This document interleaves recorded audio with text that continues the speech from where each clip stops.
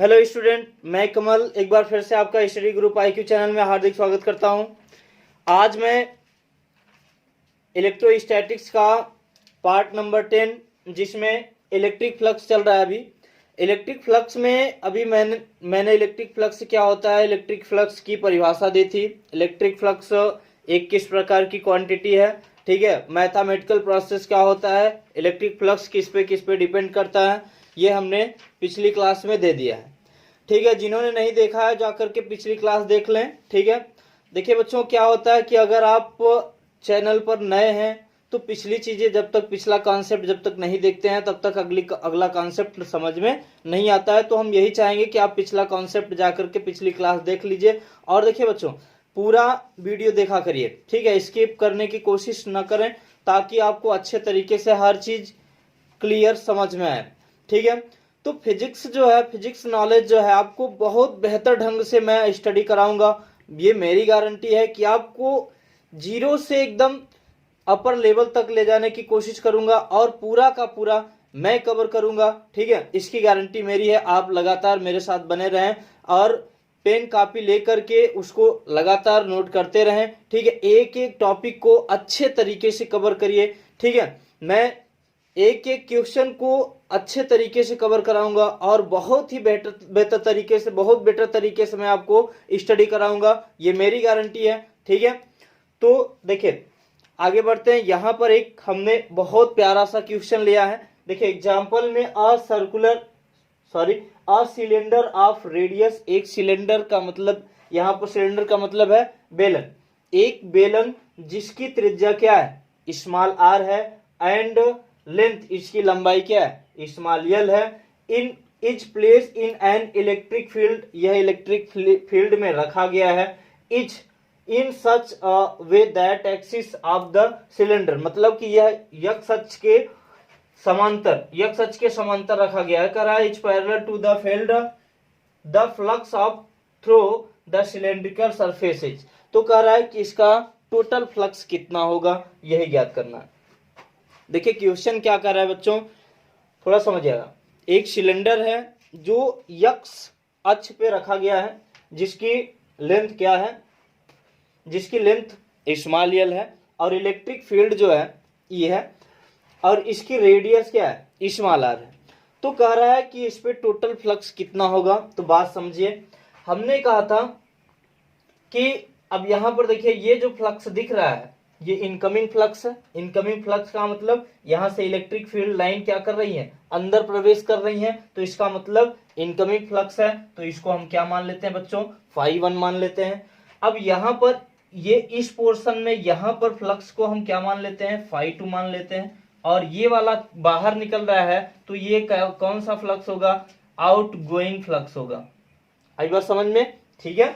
तो यहां पर टोटल फ्लक्स हमें निकालना होगा, तो φ इक्वल टू क्या हो जाएगा, φ1 प्लस φ2 प्लस क्या, φ3, ठीक है।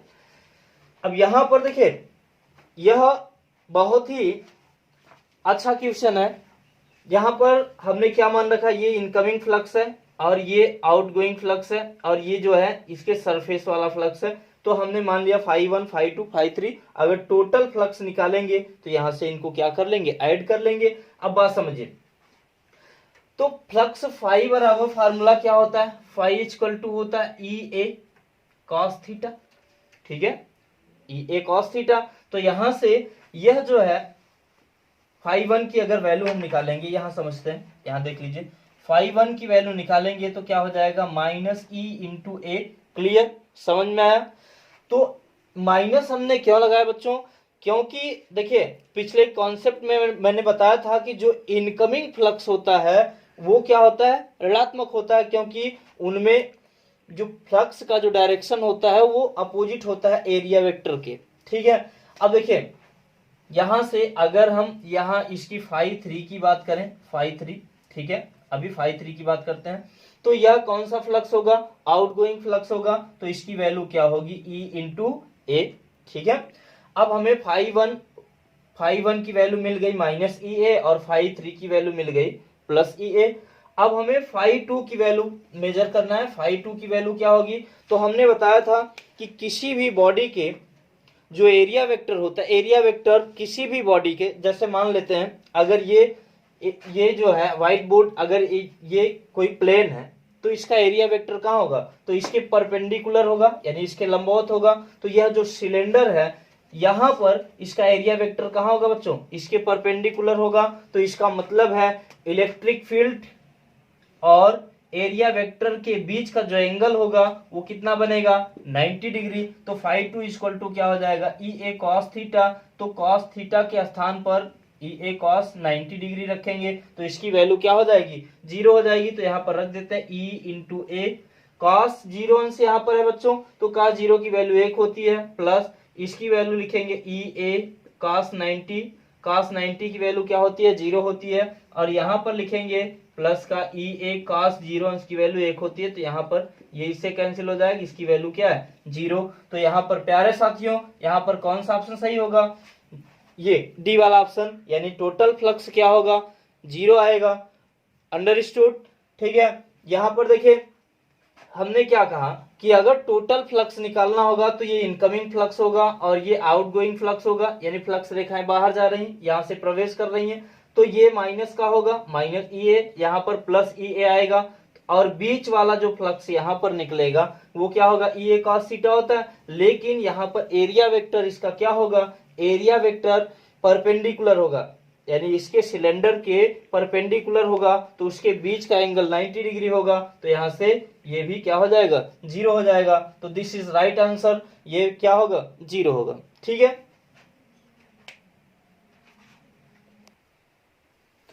देखिए अब यहां पर एक सवाल आपके मन में आया होगा। देखिए आपके मन में एक क्वेश्चन आया होगा कि सर अगर इसी सिलेंडर को वर्टिकल रख दिया जाए, अभी तक हमने क्या किया था, क्षैतिज में रखा था, अब ऐसे ऊर्ध्वाधर रख दिया जाए तो फ्लक्स क्या होगा।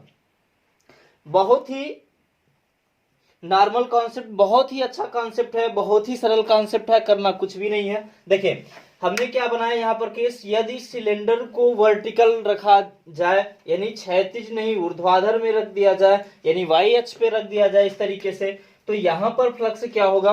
देखिए फ्लक्स अगर हमें निकालना होगा तो यहाँ से अगर फ्लक्स रेखाएं निकल रही हैं, फील्ड रेखाएं अगर निकलेंगी तो यहाँ से इनकमिंग फ्लक्स होगा और यहाँ से बच्चों आउटगोइंग फ्लक्स होगा। तो ये इनकमिंग और आउटगोइंग दोनों क्या हो जाएंगे, कैंसिल आउट हो जाएंगे, कैंसिल आउट हो जाएंगे, उसकी वैल्यू क्या होगी, 0 होगी। अब यहाँ पर देखिए, यहाँ पर अगर देखा जाए तो यहाँ से इनकमिंग फ्लक्स और यहाँ पर देखा जाए तो आउटगोइंग फ्लक्स, यह भी दोनों क्या हो जाएंगे, कैंसिल हो जाएंगे। इसका मतलब यहाँ पर इसका एरिया वेक्टर देखिए इसके परपेंडिकुलर है इस तरीके से, इसका मतलब है कि यहाँ पर भी फ्लक्स क्या होगा, 0 हो जाएगा। ठीक है, यहाँ पर भी ये जो टोटल फ्लक्स आएगा यह भी क्या होगा, 0 होगा। तो अगर कोई बॉडी यानी क्लोज पार्टिकल है, ठीक है, क्लोज पार्टिकल है, तो वो वर्टिकल रखा हो या क्षैतिज में रखा हो, किसी तरीके का रखा हो, तो उसमें जो फ्लक्स होगा, टोटल फ्लक्स होगा, वो क्या होगा, 0 होगा। ठीक है, अंडरस्टूड आर नॉट। ठीक है, यहां पर देखिए आगे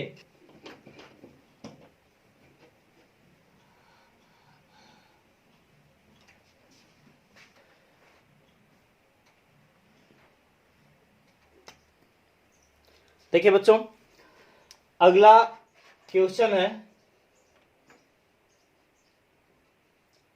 बहुत ही प्यारा क्वेश्चन है और बहुत ही इजी क्वेश्चन है। हम बहुत ही इजी तरीके से करेंगे, इतना आसान तरीके से करेंगे। फिजिक्स को हम एकदम आसान कॉन्सेप्ट में ले जाएंगे, एकदम आसान कर देंगे, एकदम बेहद सरल होगा। आप लोग अच्छे तरीके से स्टडी करते रहें। ठीक है, वीडियो को लास्ट तक देखा करिए। ठीक है, देखिए find the flux of E through the cube of side a. हमने यहां पर देखा कि एक घन है जिसकी भुजा क्या है, ए है, ठीक है, जिसकी एक क्यूब है जिसकी साइड क्या है, ए है। तो कह रहा है कि इसमें इलेक्ट्रिक फील्ड जो है, इलेक्ट्रिक फील्ड दिया गया है। तो कह रहा है क्या करना है हमको, फाइंड द फ्लक्स, फ्लक्स की गणना करनी है। ठीक है, फ्लक्स की गणना करनी है। कह रहा है कि जो ई और ए इसका साइड दिया है और इलेक्ट्रिक फील्ड दिया है, तो कह रहा है कि फ्लक्स की गणना कीजिए। तो इस फ्लक्स, यहां पर फ्लक्स कौन सा आएगा, 4 ऑप्शन भी दिया है। तो यहां पर देखिए बच्चों, अब हमने दिखाया कि यह जो क्यूब है इसके कितने सरफेस होंगे, 4, एक ऊपर होगा, नीचे, फिर ये साइड वाला, फिर ये साइड वाला, 4 सरफेस होंगे। तो यहाँ पर देखिए इलेक्ट्रिक फील्ड का डायरेक्शन दिया है, इलेक्ट्रिक फील्ड का डायरेक्शन, तो यहाँ पर इलेक्ट्रिक फील्ड रेखाएं यहाँ से निकलेंगी, यहाँ अंदर जाएंगी, तो इसका मतलब ये कौन सा फ्लक्स होगा, इनकमिंग फ्लक्स होगा, और यहाँ पर जो निकलेंगी आउटगोइंग फ्लक्स होगा। ठीक है, अब यहां से हमको टोटल फ्लक्स निकालना होगा। तो देखिए यहां पर E की वैल्यू दिया भी है, ठीक है, E की वैल्यू दिया है, तो फाई इक्वल टू, देखिए फाई इक्वल टू क्या हो जाएगा, यहां से जो इनकमिंग फ्लक्स है इसको हम फाई 1 मान लेते हैं, तो हो जाएगा माइनस ई के स्थान पर E नॉट दिया है, ए का मतलब ये जो एक्स दिया है बच्चों, ई नॉट एक्स दिया, यक्स का मतलब यहां से इसकी डिस्टेंस दिया है, इसकी डिस्टेंस क्या है, यहां से यहां तक इसकी डिस्टेंस क्या है बच्चों, ए है, तो यहां पर लिख देते हैं डिस्टेंस ए इंटू ई ए होता है, ए का मतलब एरिया का इसका स्क्वायर हो जाएगा। ठीक है, तो यहां से हमको मिला phi 1 equal to minus E naught a cube. भाई यहां पर फिर से देखो, फिर से समझो, यहां पर हमारे पास कितने प्लेन होंगे, इसके 4 सरफेस होंगे, एक ऊपर होगा, एक नीचे, एक बगल, फिर ये साइड वाला, 4 साइड होंगे। तो 4 साइड में यहां से इनकमिंग फ्लक्स होगा और यहां से आउटगोइंग फ्लक्स। इनकमिंग फ्लक्स का मतलब जहां से इलेक्ट्रिक फील्ड रेखाएं प्रवेश करती हैं वो इनकमिंग फ्लक्स होगा, और जहां से बाहर निकलती हैं वो आउटगोइंग फ्लक्स होगा। ठीक है, समझ में आया, क्लियर। ठीक है, अब यहां पर देखिए, अभी हम इनकमिंग और आउटगोइंग फ्लक्स की बात कर रहे हैं, यहां पर इस प्लेन की बात या नीचे वाले प्लेन की बात हम नहीं कर रहे हैं। अभी क्यों नहीं करते हैं, देखिए कॉन्सेप्ट समझ में आएगा।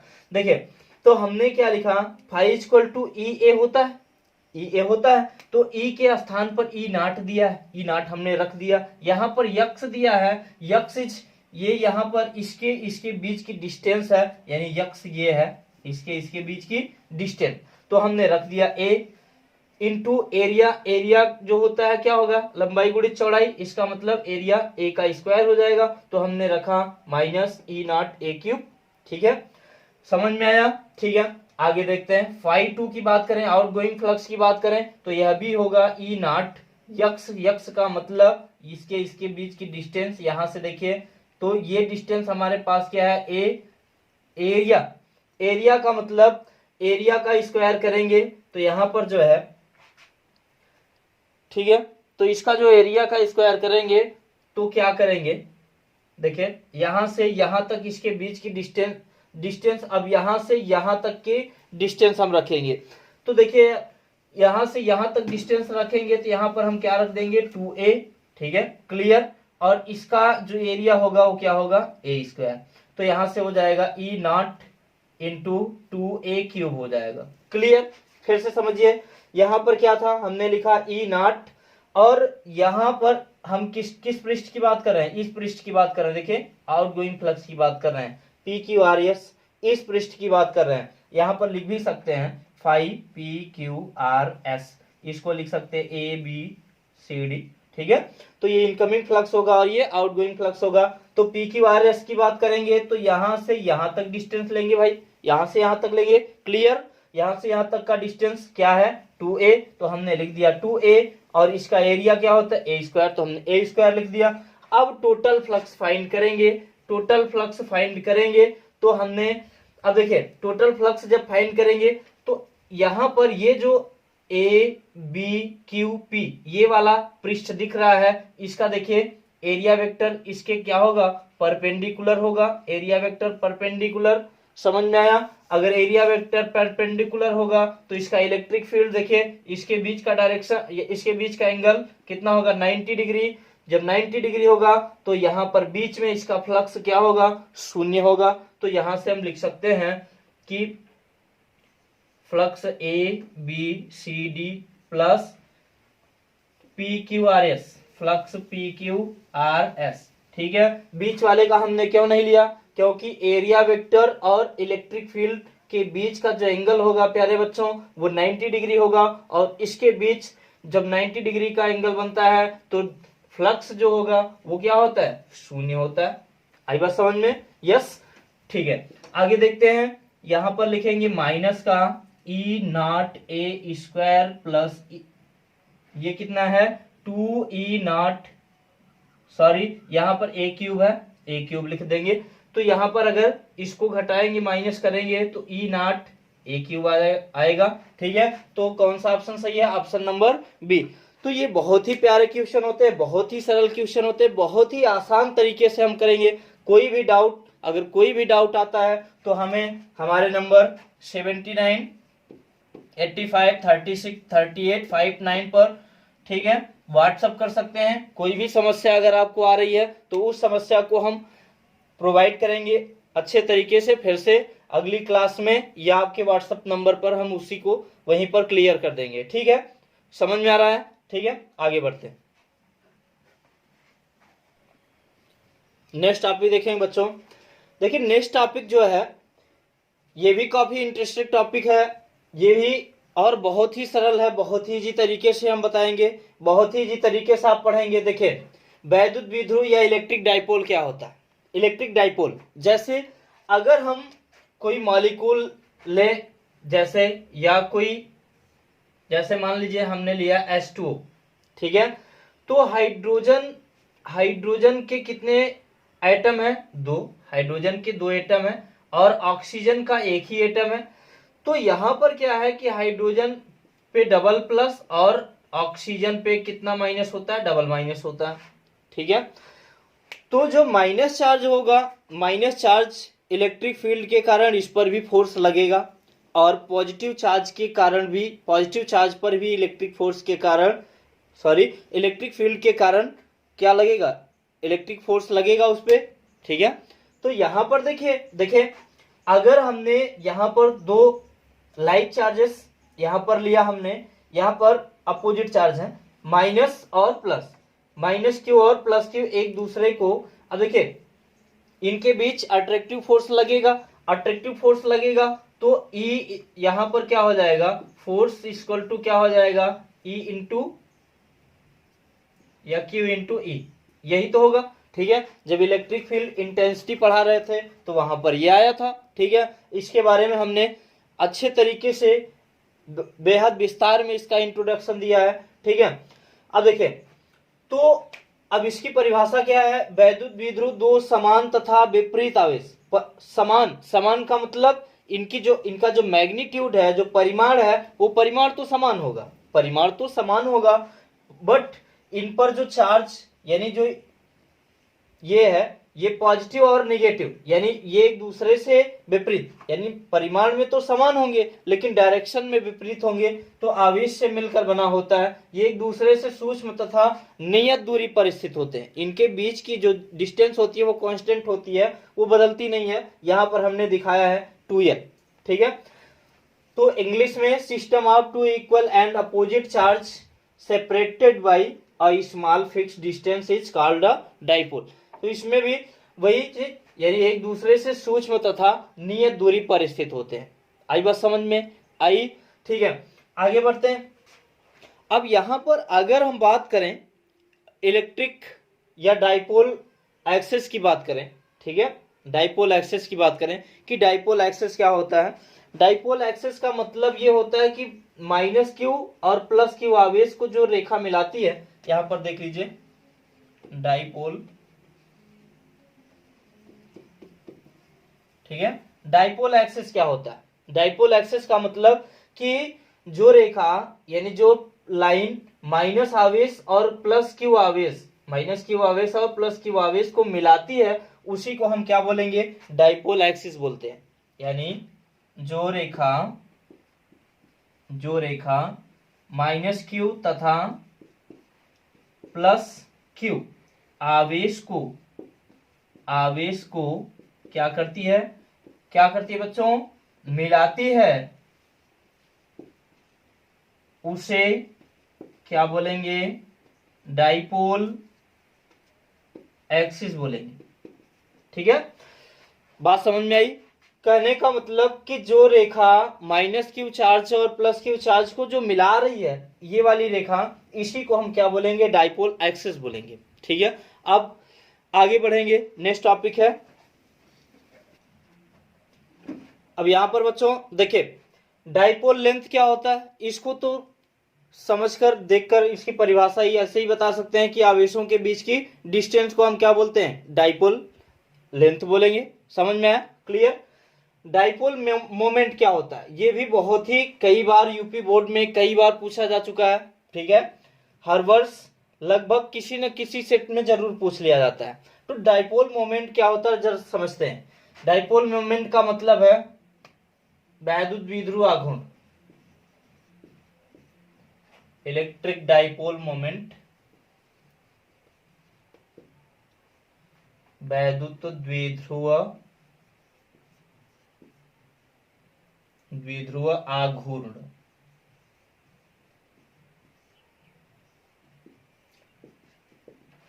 बेहद ही आसान टॉपिक है। देखिए ये वैद्युत द्विध्रुव आघूर्ण क्या होता है,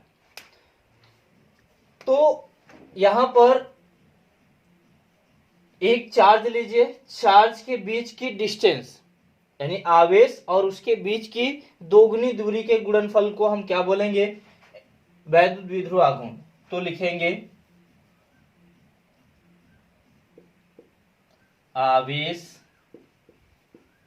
तथा उसके बीच की दोगुनी दूरी के गुणनफल को हम क्या बोलेंगे बच्चों, इलेक्ट्रिक डाइपोल मोमेंट बोलेंगे। आई बात समझ में। अब आवेश के नेचर पे यहां पर पॉजिटिव चार्ज भी रखा जा सकता है, नेगेटिव चार्ज भी रखा जा सकता है, ठीक है, क्लियर।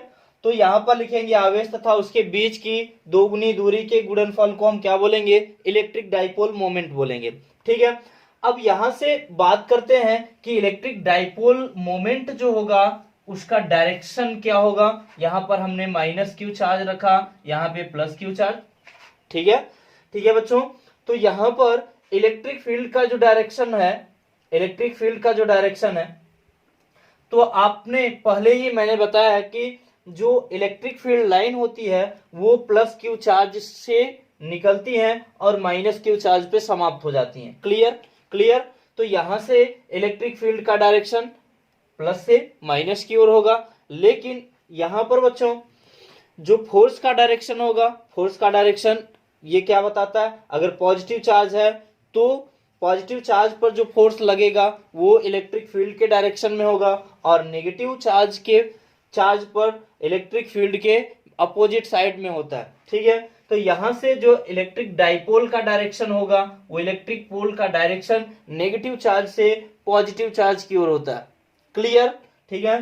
इलेक्ट्रिक डाइपोल मोमेंट का जो डायरेक्शन होता है इसका डायरेक्शन नेगेटिव चार्ज से पॉजिटिव चार्ज की ओर होता है, क्लियर। आगे बढ़ते हैं। अब देखिए यहां पर कोई भी चार्ज ले सकते हैं, कोई भी चार्ज, नेगेटिव चार्ज या पॉजिटिव चार्ज, इसकी जो वैल्यू होगी वो Q इंटू क्या लेंगे, 2L, ठीक है। तो अब देखिए यहां पर यह एक प्रकार की कैसी क्वांटिटी है, वेक्टर क्वांटिटी है, ठीक है। कैसी क्वांटिटी है बच्चों, वेक्टर क्वांटिटी, ठीक है। यह कैसी राशि है, यानी इलेक्ट्रिक डाइपोल मोमेंट कैसी राशि है, वेक्टर क्वांटिटी है, ठीक है। कैसी राशि है बच्चों, सदिश राशि है, ठीक है। सदिश राशि का मतलब इसमें क्या होता है, डायरेक्शन होता है, ठीक है। परिमाण के साथ साथ इसमें डायरेक्शन भी होता है, तो उसको हम क्या बोलेंगे, सदिश राशि बोलेंगे, क्लियर। आगे बढ़ते हैं नेक्स्ट टॉपिक पे। देखिए यहां पर इसका डायमेंशन क्या होता है, इसकी बीमा क्या होती है, इलेक्ट्रिक डाइपोल मोमेंट की P इक्वल टू, यहां पर बच्चों आवेश की बीमा क्या होती है, चार्ज की बीमा क्या होती है, AT, तो AT लिखेंगे, क्लियर इनटू यहां पर लेंथ की बीमा जो 2 है, 2 क्या है, एक फिक्स क्वांटिटी है, इसकी तो कोई बीमा होती नहीं है। लेंथ की बीमा क्या होती है, L होती है, तो हमने L लिख दिया। तो M हमारे पास नहीं है तो M पावर क्या लिख सकते हैं, 0, क्योंकि किसी भी राशि पर अगर पावर 0 लगाते हैं तो उसकी वैल्यू क्या होती है, 1 होती है। तो यहाँ पर 1 था, हम m पावर 0 लिख देते हैं, a l power 1 t power 1, ठीक है, क्लियर। तो इसका डायमेंशन क्या होगा, m power 0 a power 1 l power 1 t power 1। Power 1 लिखें या ना लिखें कोई फर्क नहीं पड़ता।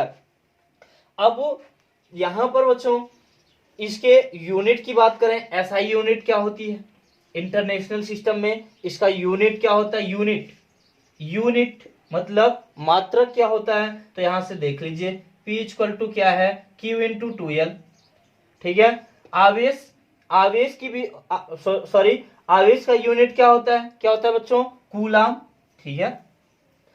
इसके कई मात्रक होते हैं आवेश के, ठीक है, फ्रैंकलिन, इलेक्ट्रोस्टैटिक्स और यहां पर कूलाम, ठीक है।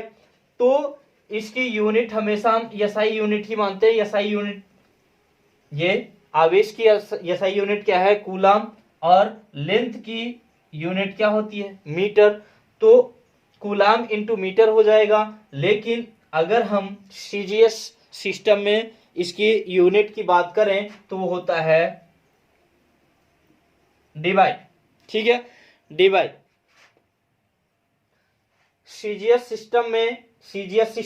सीजीएस पद्धति में वैद्युत विध्रुव आघूर्ण की जो यूनिट होती है बच्चों वो क्या होती है, डिवाइड। तो एक डिवाइड